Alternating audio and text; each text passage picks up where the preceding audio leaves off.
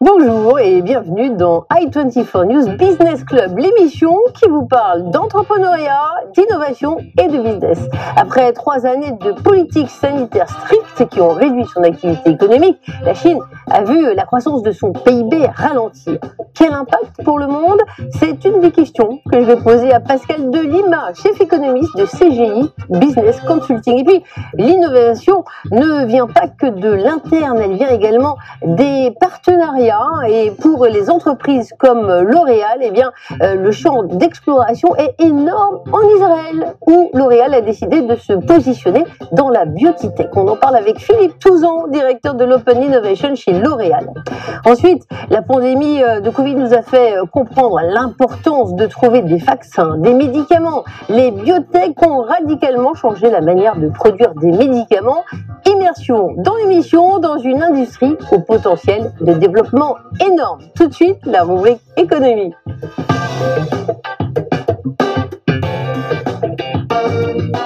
Il y a peu, l'économie chinoise, on disait qu'elle allait détrôner l'économie américaine. Avant 2030, on le pensait. Et puis, la croissance économique en Chine, on l'a vu l'année passée, s'est limitée. 2,9% au 4e trimestre, ça fait 3% sur l'année. Pascal Delima, bonjour. Bonjour. Vous êtes chef économiste chez CGI Business Consulting, un spécialiste de prospective économique. Alors, qu'est-ce à dire? La Chine est entrée dans une phase de maturité. Comment ça va se traduire pour le reste du monde? Alors, la Chine aujourd'hui a un rôle extrêmement important pour le reste du monde parce qu'elle peut être, je dirais, le pilier même de la maîtrise de l'inflation dans le monde ou le pilier même de la reprise de la croissance dans le monde. Ceci pour plusieurs raisons. La première, c'est qu'évidemment, finalement, comme dans tous les pays européens, la sortie d'un confinement sévère fait que la consommation repart, fait que le volume d'épargne se libère pour stimuler la consommation, les investissements et bien évidemment le commerce extérieur est stimulé. Mais c'est pas tout. Il y a une autre chose qui est très importante, c'est comme la Chine est la 2e économie mondiale, elle peut aussi, par la stimulation de sa propre demande intérieure, faire que les prix de l'énergie augmentent. Donc là, il y a un vrai challenge, si vous voulez, pour le monde entier, c'est que la Chine peut être un élément contributeur, si vous voulez, du maintien d'une inflation assez élevée, mais aussi du fait de la libération de ces chaînes de production, puisque l'économie repart, elle peut être aussi un acteur de l'offre et donc par conséquent de maîtrise de l'inflation. Et c'est ces éléments d'incertitude-là qu'il va falloir rapidement clarifier pour voir si oui ou non la Chine va être un acteur de l'augmentation de l'inflation, de la maîtrise de l'inflation. Mais ce qui est sûr, c'est que ça va être un élément de la croissance. Alors c'est vrai que la Chine, en matière de policy mix, quand même, là, elle maîtrise sa politique monétaire. Oui. Je reviens sur la croissance. Quand on dit 3% en 2022, oh là là, ça va pas du tout. Ça ferait beaucoup d'envieux du côté de l'Europe. Mais quand on regarde les directeurs d'achat, il y a des indices, des statistiques comme ça qu'on suit de très près. Les données d'enquête ne sont pas très bonnes. On a de la visibilité là-dessus?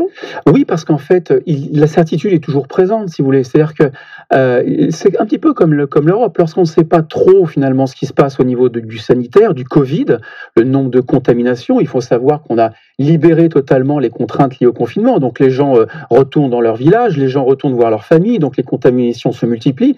Et on sait très bien que c'est un élément d'incertitude parce que ça pèse sur la confiance, ça pèse ensuite sur la consommation, et la consommation est le moteur de la croissance de la Chine. Donc, compte tenu de ces incertitudes-là, les directeurs d'achat restent quand même prudents. C'est la première raison. La deuxième raison est évidemment géopolitique, c'est que les pays européens n'ont pas vraiment envie d'importer beaucoup plus que cela des produits de Chine comme auparavant, évidemment du fait de sa proximité avec la Russie, on va dire, pour le dire simplement. Et donc c'est le deuxième facteur d'incertitude qui fait que, on est plutôt prudent, si vous voulez. Un petit mot en bref de la production industrielle, plus 1,3% sur un an. On se rend compte, un petit graphique sur l'automobile, sur le textile, on se rend compte que les problèmes de semi-conducteurs avec les pénuries, ça risque de perdurer. Oui, ça risque de perdurer. Maintenant, du point de vue européen, ce qui nous intéresse aussi, on a des alternatives. Les alternatives de l'Inde, par exemple, qui aussi cartonne, a une croissance potentielle prévisible plus élevée. Et puis le Vietnam également, qui est le second concurrent, à mon avis, sur ce dossier-là de la Chine. Un mot sur les salaires. On parle de chiffres, parlons de ce qui nous concerne. En 2023, il y a des pays où les augmentations de salaires vont être fortes. c'est une bonne nouvelle. J'espère que c'est dans chacun des pays des téléspectateurs. Oui, c'est une bonne nouvelle pour la France. On prévoit 4% de plus, d'après certaines études, donc 0,5 de plus qu'en 2022. Voilà, le Brésil, 7%, la Grande-Bretagne, 5%, la Chine, on en parlait à l'instant, 6%, ce qui n'est pas étonnant avec la reprise probable de la consommation. Parce que les entreprises veulent garder leur personnel. Hein, bien sûr. Ouais. Alors, il y a 3 raisons. Le fait qu'il y ait des tensions sur le marché du travail, le fait qu'on souhaite garder leur personnel, mais aussi attirer ce qu'on appelle les nouveaux talents, en particulier dans les métiers de l'ingénierie, les métiers techniques et les métiers du digital. Donc, une inflation haute versus des budgets d'augmentation de salaire. Maintenant, toute proportion confondue, ils vont être relativement stables ou il va y avoir, apparemment ça peut être significatif? Non, je pense que ça peut être significatif, évidemment. Hein. C'est l'élément de l'attractivité même des entreprises aujourd'hui. On le vit dans le consulting. Ça ne résout pas évidemment tous les problèmes sociétaux. Il faut aussi les avoir en tête. Ce sont évidemment beaucoup de jobs liés à la data, très fortement rémunérés, des jobs où l'offre du côté des entreprises est très très élevée. Il faut aussi penser, je dirais, à la classe moyenne qui parfois subit aussi, il faut le dire, hein, le chômage technologique et l'automatisation. Mais on peut espérer des salaires élevés pour les hautes qualifications. On peut espérer des salaires aussi élevés pour, je dirais, toute l'économie qui est arrimée au pouvoir d'achat, notamment la restauration, les loisirs, le tourisme, etc. Donc, plus en bas de l'échelle des professions, je dirais. Mais il ne faut pas oublier aussi la problématique du pouvoir d'achat, notamment au niveau des classes moyennes. C'est vrai. Merci beaucoup, Pascal Delimage. Je rappelle que vous êtes chef économiste chez CGI Business Consulting et j'espère que votre salaire prendra également une tendance haussière. Là, on va parler également d'entreprise. L'une des plus grandes sociétés françaises, L'Oréal. Savez-vous qu'elle a dépassé 30% de part de marché sur le segment de la beauté de luxe en Chine? On en parlait il y a un instant. Vous ne me croyez pas, vous froncez les sourcils? Eh bien, les sourcils, L'Oréal s'en est occupé, mon cher Pascal. Pas besoin, L'Oréal Brow Magic. Au CES, ils ont présenté ce gadget qui est assez cool, qui permet un maquillage personnalisé des sourcils chez soi. C'est développé avec un développeur d'imprimante de tatouage. Bien sûr, vous n'en avez pas besoin, Pascal. Vos sourcils sont magnifiques. Tout de suite, le grand entretien avec L'Oréal. On parle de sourcils, mais pas seulement.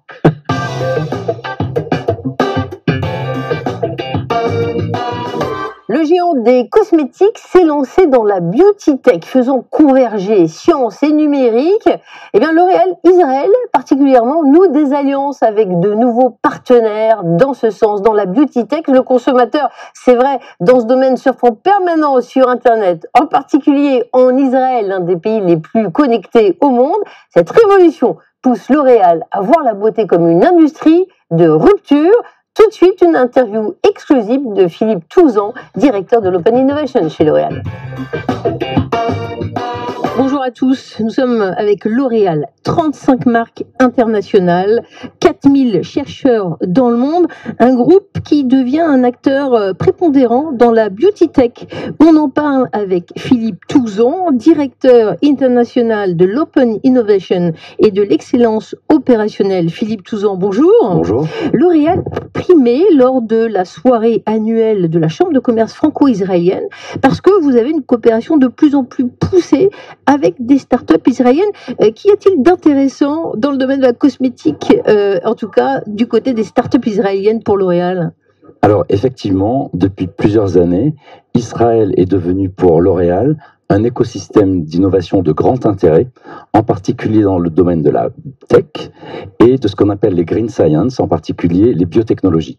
Et c'est intéressant parce que vous avez noué un partenariat stratégique avec Brisometers, une société qui n'est pas au départ de manière flagrante dans le domaine des cosmétiques, puisque c'est une start-up présente dans le domaine de l'information environnementale sur la qualité de l'air, le pollen et les incendies. Alors, comment se fait-il que vous ayez matché avec eux ? Absolument, c'est tout l'intérêt en fait de la beauty tech. On a été pionnier dans ce domaine en mariant en fait toute notre science, notre savoir-faire dans le domaine de la beauté avec des données numériques.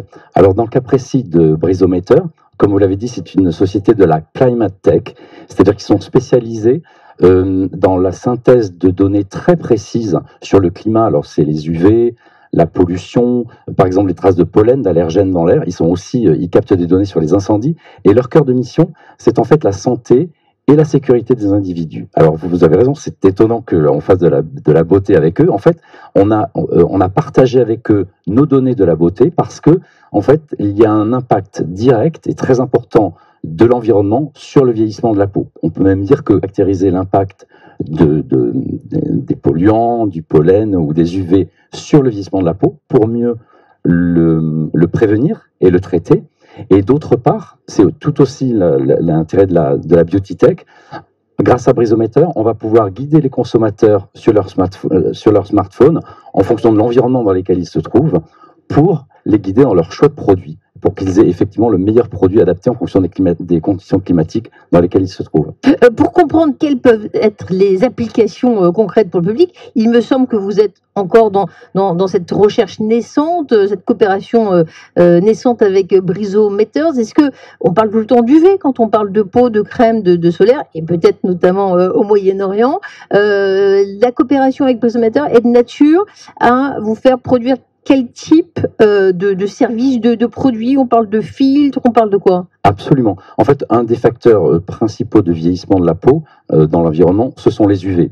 Donc, par exemple, quand on va étudier de façon très fine et caractériser de façon très fine les UV auxquels sont exposés nos consommateurs dans le monde, on va être capable de proposer des solutions. Et effectivement, les filtres UV sont un outil absolument indispensable pour préserver la jeunesse de la peau et même l'entretenir. Alors, une autre société, une start-up a attiré votre attention, Beyond XA. Alors là, on est dans le domaine des plateformes digitales. Vous pouvez nous expliquer ce que vous faites avec eux? Donc, Beyond XA, ils sont spécialisés dans le e-commerce. Donc là, ce sont des partenariats qui sont signés directement avec nos marques. On a des grandes marques internationales comme Lancôme et Armani qui ont des sites en fait de e-commerce. Et en fait, le Beyond XA est vraiment spécialiste de la 3D avec des plateformes très interactives qui permettent de guider dans ce monde virtuel de commerce les consommateurs dans leur choix de façon très précise. Alors vous n'êtes pas tout seul dans ce secteur très concurrentiel des cosmétiques. Estée Lauder, Shiseido, Beiersdorf, Procter & Gamble, tout le monde parle de la beauty tech maintenant. Alors est-ce qu'on en parle en vous écoutant, de technologies vraiment poussées? On a l'impression que tout le monde en fait aujourd'hui. Alors, déjà, L'Oréal a investi dans la beauty tech depuis 2018. On a été pionnier là-dedans avec l'ambition de devenir leader de cette dimension. Et en fait, on a aujourd'hui, on a 4000 chercheurs, la recherche de L'Oréal, c'est 4000 chercheurs dans le monde, c'est plus de 3% du chiffre d'affaires investi, environ 1 milliard d'euros l'an dernier. Donc en fait, on a des partenariats dans le monde entier, dans les différents écosystèmes. Donc aujourd'hui, on parle d'Israël parce qu'ils ont une très très grande pertinence dans la tech, mais on a d'autres partenariats. Vos recherches avec l'économie des startups israéliennes, est-ce que ça va s'appliquer sur toutes les marques du groupe? Vous citez Lancôme, Armani, qui va en profiter? En fait, la magie de la beauty tech, c'est qu'elle est applicable dans toutes nos divisions. En fait, que ce soit en pharmacie pour le conseil de produits par les pharmaciens et les dermatologues. Dans le domaine du luxe, on a Perso chez Yves Saint Laurent qui permet de faire un rouge à lèvres vraiment à la teinte précise que choisit la consommatrice, ou le teint particulier sur les stands Lancôme qui vous en fait design précisément le fond de teint que vous recherchez, dont vous rêvez. On a aussi des conseils chez les coiffeurs pour adapter la couleur. Donc vraiment, la beauty tech s'applique à l'ensemble des divisions pour conseiller et guider les clients dans leur choix. Vous l'avez dit, vous faites de la recherche un petit peu partout dans le monde. L'Oréal a 20 sites de recherche. Quelle particularité décelez-vous dans l'écosystème de la tech israélienne ? Israël, et comme je vous l'ai dit, c'est un écosystème de grand intérêt. Bon, déjà, une des spécificités d'Israël, c'est le niveau scientifique. Il y a un niveau d'éducation scientifique qui est quand même la base de tout. Deuxièmement, c'est un écosystème qui est très culturellement assez ouvert, puisque c'est une population qui a des angles de vue très différents, en fait, par sa diversité. Troisièmement, Israël est un pays où on challenge énormément. On n'est pas sur des idées préconçues, et au contraire, de façon très positive. On va vraiment au fond des choses, et on veut comprendre les choses. Donc ça, c'est aussi une particularité. C'est un petit pays, et vous savez que la recherche, c'est l'échange. Et donc, il y a un réseau qui est absolument incroyable de talents et de disciplines différentes. Et ce réseau est très, très actif, je dirais. Donc, l'échange se fait à vitesse grand V. Et enfin, sur quelque chose qui est un petit peu plus intangible, Israël, quand on découvre les chercheurs, en fait, c'est un peuple qui fait face à beaucoup d'adversités. Et il y a comme une sorte d'élan vital dans l'innovation et la création pour en fait faire face. Et l'innovation, c'est quelque chose en fait qui permet de réagir dans l'adversité. Vos réalisations se trouvent un petit peu partout dans le monde. On va parler des États-Unis dans un instant, hein. Mais ce rapport entre grandes entreprises et start-up, c'est pas toujours facile, hein, ce dialogue, même si le discours, même si le langage de la recherche est universel. Comment faites-vous pour vous entendre? Il y a des incubateurs, les start-up, avant de leur parler, vous leur faites accélérer leur développement? Ouais, c'est une excellente question parce que c'est vraiment le nœud, en fait, le cœur du sujet. En fait, on a, dans l'écosystème israélien, on a mis en place une organisation très spécifique qui permet d'avoir un ancrage local pour L'Oréal. Et cet ancrage local, en fait, déjà, ça nous donne de la visibilité, c'est-à-dire qu'on peut, auprès des partenaires potentiels, communiquer nos grandes verticales, les grands enjeux de recherche que nous avons. Deuxièmement, c'est un facilitateur justement entre la grande infrastructure L'Oréal Corporate et la petite start-up, donc ça crée du lien. Et le plus important dans l'Open Innovation, c'est qu'aussi cette présence locale nous permet de mettre du lien humain. Et ça, du coup, ça inscrit nos partenariats sur un temps long, et c'est ce que l'on cherche, parce que nos temps d'innovation peuvent être longs, et c'est ce lien humain sur la durée qui est très important et qui définit le succès de l'Open Innovation. En tout cas, vos efforts d'innovation payent également aux États-Unis. L'Oréal a été primé au dernier CES de Las Vegas. Votre innovation Color Scenic, là on est dans le domaine de la coloration. Un petit mot pour comprendre pourquoi vous avez été primé? En fait, Color Sonic, c'est ce qu'on appelle un device, un outil de beauté avec une cartouche qui permet à la maison d'appliquer de façon très homogène la coloration capillaire. Vous savez que le geste de coloration capillaire pour les consommateurs à la maison, pour les femmes à la maison, peut être quand même une expérience un petit peu compliquée, aléatoire, surtout derrière. Et en fait, Color Sonic, c'est une sorte de peigne vibrant qui va permettre à la consommatrice de déposer la coloration de façon homogène, ou du moins de façon très précise sur sa chevelure. Et du coup, ça simplifie l'application de la coloration. Alors en Israël, on en parlait il y a un instant, on fait attention à ne pas perdre de l'eau, c'est une région sèche. Vous aussi, avec votre start-up Water Saver, vous avez cherché à économiser l'eau. Vous avez été primé à Las Vegas, vous nous en parlez ? Absolument. C'est un autre exemple de beauty tech, c'est-à-dire qu'on s'est associé cette fois-ci avec une société suisse qui a en fait mis au point une technologie qui permet de pulvériser de l'eau, donc de diminuer la consommation en eau. Au-delà du fait que ça économise de l'eau dans les salons ou à la maison, c'est aussi une expérience de lavage qui est assez unique et qui permet aussi d'appliquer des produits. Donc c'est une innovation qui bien sûr permet d'économiser de l'eau et donc à limiter l'impact des produits sur la planète, mais qui aussi offre une expérience très différente du lavage des cheveux, par exemple, aux consommateurs. Merci beaucoup Philippe Touzon. Je rappelle que L'Oréal est le leader mondial de la beauté, 85 400 collaborateurs, 20 centres de recherche, un chiffre d'affaires de 32,28 milliards d'euros et beaucoup de prix à la clé. Merci pour cet entretien. Merci. Merci à vous. Après L'Oréal, présent dans plus de 150 pays, passons à la biotech. Et oui, la health tech française veut devenir championne d'Europe. Elle aussi a un horizon international. Tout de suite, la séquence innovation.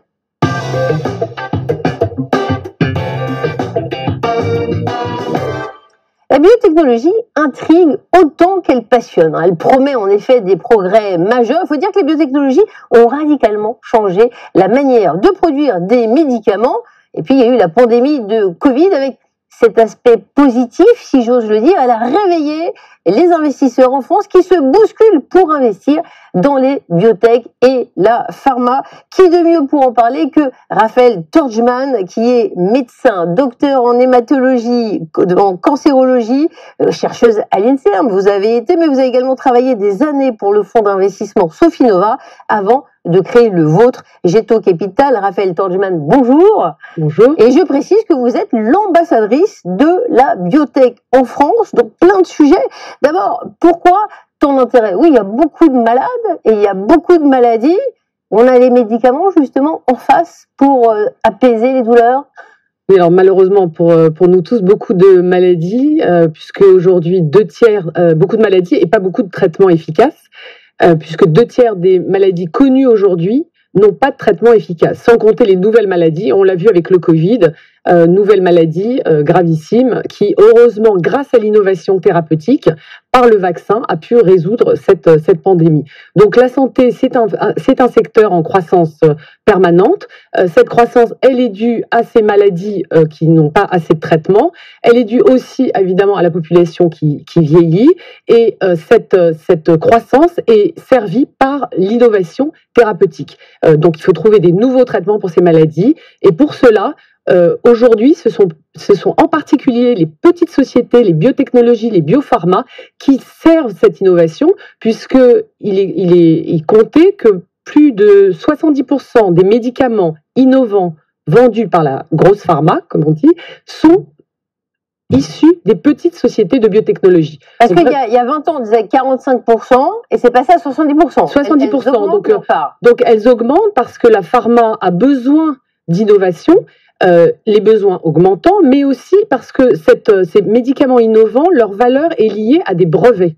Et ces brevets ont une certaine durée de vie qui est de 20 ans, et quand le brevet tombe dans le domaine générique, il y a une chute brutale du chiffre d'affaires. Donc les pharmas ont besoin de renouveler, j'allais dire, leur stock de médicaments innovants, et il est estimé que d'ici 2030, il y aura 300 milliards de chutes de chiffre d'affaires des pharmas par le manque de nouveaux brevets. Les groupes pharmaceutiques, ils ont justement une puissance de frappe financière pour en trouver d'autres, pour faire des acquisitions, n'est-ce pas? Oui, tout à fait. C'est la combinaison de ce besoin que les pharmas doivent combler avec effectivement leur puissance économique qui est aujourd'hui estimée juste sur les 15 premières grandes pharmas à 700 milliards, donc pour racheter des sociétés que justement les fonds comme le nôtre, Getto finance. On parle de votre fonds, présent notamment sur 12 sociétés.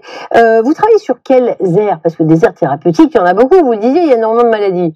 Alors, énormément de maladies. Après, il y a dans chaque maladie, il y a plusieurs maladies. Si on regarde le cancer aujourd'hui, qui est quand même malheureusement la maladie du siècle, il n'y a pas un cancer, mais des cancers, non seulement par organe, mais aussi avec de plus en plus de la médecine personnalisée par cancer. Ça aussi, c'est tout un champ thérapeutique très important. C'est par exemple le lupus, la polyarthrite rhumatoïde, des maladies qui sont aujourd'hui encore avec des besoins de traitement. Donc c'est les deux aires thérapeutiques très importantes, mais il y en a d'autres. Il y a les maladies neurologiques, avec la bombe à retardement du siècle, et les maladies, tout ce qui est Alzheimer, démence, qui est quand même le problème à venir majeur. Dans votre portefeuille, pas nécessairement des sociétés françaises, on voit que c'est très international. Il y a Sparing Vision, et je me suis laissé dire qu'ils étaient prêts à partir aux États-Unis. Vous les avez ramenés, vous nous racontez? Alors oui, il est très important de dire qu'avec le fonds Getto, on investit principalement en Europe et en France, mais en construisant des sociétés internationales, particulièrement Europe et US, puisque c'est les deux gros marchés encore aujourd'hui. 81% des médicaments innovants sont vendus par ces deux marchés-là. Donc Sparing Vision, une société que Getto a financée pour l'accompagner dans sa croissance dans le domaine de l'ophtalmologie et de maladies rares, très graves, qui rendent aveugles. Et Sparing Vision, accompagnement pour à la fois faire des acquisitions, donc des acquisitions pour avoir un portefeuille de produits plus important, dont des acquisitions françaises, mais également enrichir l'équipe de talents, et ça c'est très important, et ils ont été capables d'attirer des talents de l'étranger. Et enfin, très important aussi, l'industrialisation et le manufacturing, la production du médicament. Et ça, on les a poussés à le faire en France, alors qu'ils avaient un pont d'or offert par Philadelphie pour le faire là-bas. En tant qu'ambassadrice de la French Biotech, vous cultivez les relations avec le secteur de la biotech en Israël. Ils sont pionniers, notamment dans la digital santé, hein, c'est ça? Oui, tout à fait. Ils sont très bons dans tout ce qu'on appelle la health tech. Le digital est très complémentaire d'ailleurs de la France, plus en biotech. Donc à travers la mission, on a pu confronter des entrepreneurs français et israéliens pour provoquer des collaborations dans les forces de chacun et la complémentarité, et en particulier en Israël, dans tout ce qui est digital santé. Et on l'a vu pendant la crise du Covid, la data est très importante et ils savent comment l'utiliser. Il y a un plan d'innovation, hein, santé 2030, une enveloppe pour la biotech. Bon, la France, elle se classe comment dans le monde européen de la biotech? Alors, déjà, l'Europe, d'une façon générale, a pris maintenant vraiment de l'avance par rapport aux États-Unis. En tout cas, elle est au moins à égalité, voire en avance par rapport aux centres académiques de recherche. La France est extrêmement bonne dans tout ce qu'on appelle la R&D, donc la recherche et développement. La question, c'est comment transformer cette recherche et développement en produits pour le patient et commercialisé, donc en valeur finale. Et ça, la France a beaucoup de brevets, on en parlait tout à l'heure, donc c'est très important, issu de la recherche, d'avoir des brevets, puisque c'est là où il y a la valeur du médicament innovant, mais derrière, il faut le transformer. Et pour ça, il faut des fonds de taille importante et avec un certain savoir-faire qui est d'accompagner ces entrepreneurs pour transformer cette recherche en médicaments. La France est le premier pays, quand on regarde les 5 grands pays européens, le premier pays en termes de nombre de brevets dans le domaine des biotechnologies et médicaments innovants, mais il faut le transformer et de nouveau, il faut des fonds. C'est ce qu'on essaie de faire avec Géto Capital pour investir plus d'argent et pousser à cette croissance et à transformer ces produits en produits commercialisés. Merci Raphaël Torjman pour cette interview et d'ailleurs merci à tous ceux qui ont travaillé sur cette émission. Mélanie, André Zetoun, Bertrand Seillet, merci à la régie, merci à tous nos invités et merci de nous avoir suivis et surtout portez-vous bien. On a entendu qu'il y a beaucoup de maladies qui rôdent. À très vite sur i24 News. Merci.